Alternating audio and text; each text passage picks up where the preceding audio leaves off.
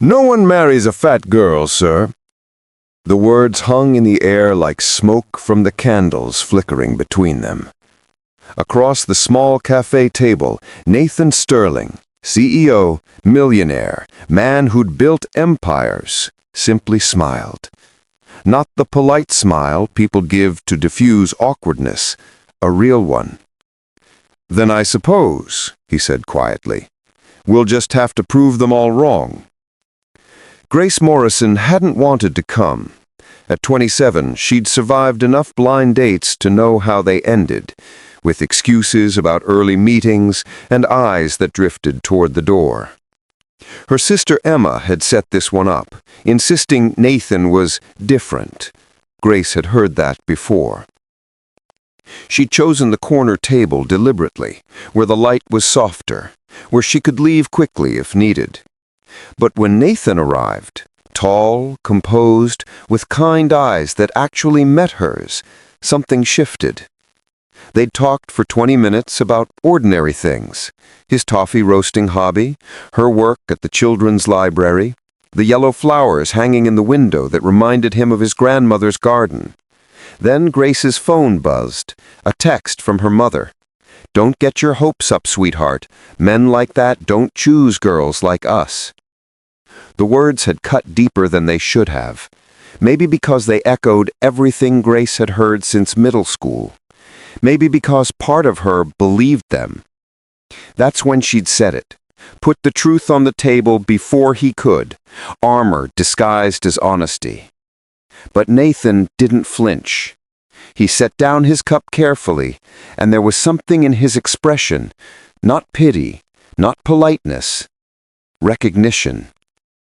3 weeks later, Grace still couldn't believe she'd agreed to a second date, then a third.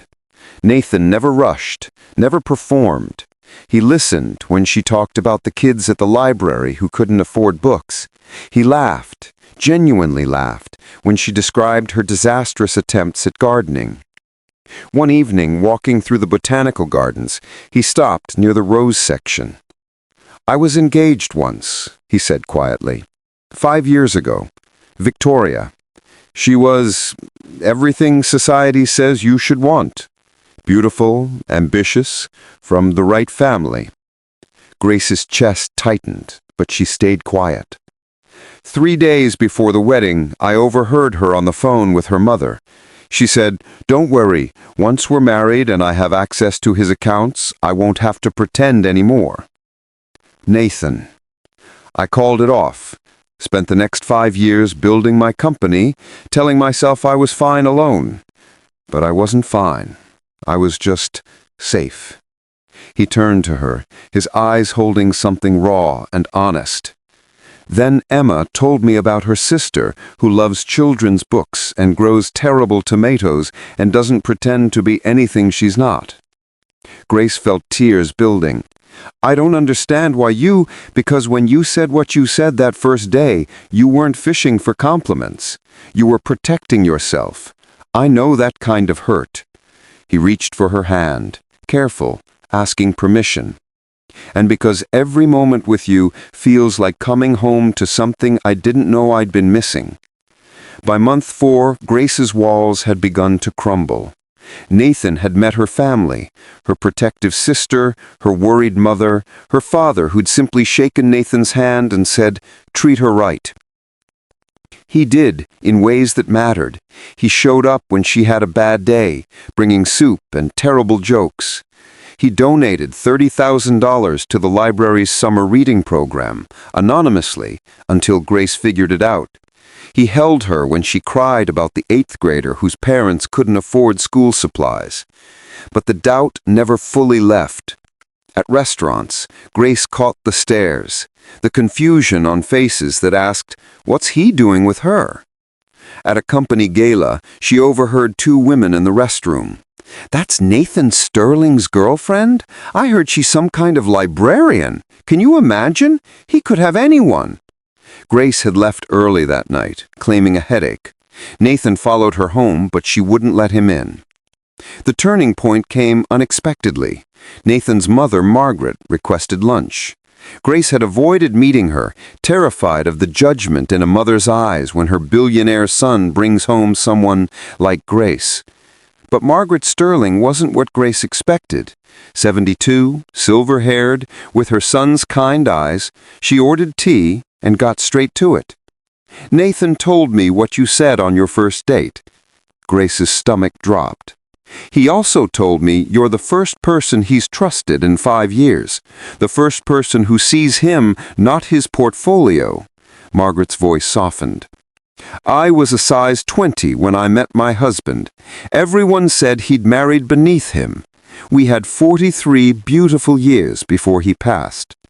Tears spilled down Grace's cheeks before she could stop them. "The world will always have opinions, dear. The question is, do you love my son?" "I love him so much it terrifies me," Grace whispered. Margaret squeezed her hand. "Then that's all that matters."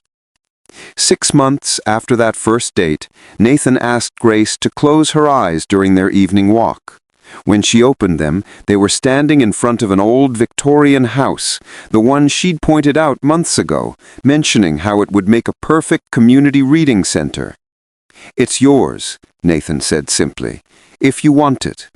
"Nathan, I can't. Not a gift, an investment, in what matters, in you, in us. I don't need you to change. I don't need you to be smaller or different or more convenient for other people's comfort.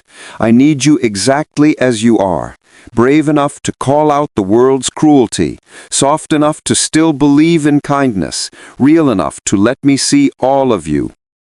He knelt then, on the sidewalk, with the evening light making everything golden.